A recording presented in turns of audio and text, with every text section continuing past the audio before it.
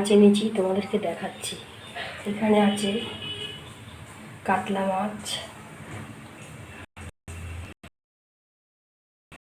চিংড়ি মাছ,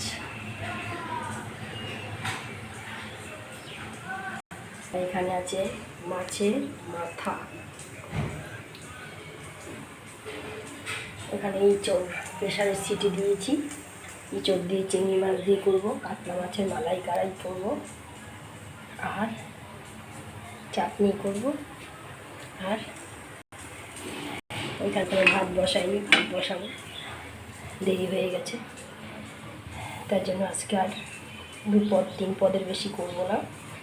কাতলা মাছের কালিয়া দিয়েই মেয়েরা খেয়ে নেবে। চিংড়ি মাছ করব, মাছের মাথা দিয়ে মুড়ি ঘন্ট করব। ব্যাস, এই হচ্ছে আজকে রান্নার। আমি এখন তরকারি কাটতে থাকি, পরে তোমাদের সাথে আবার কথা বলবো। টাটা।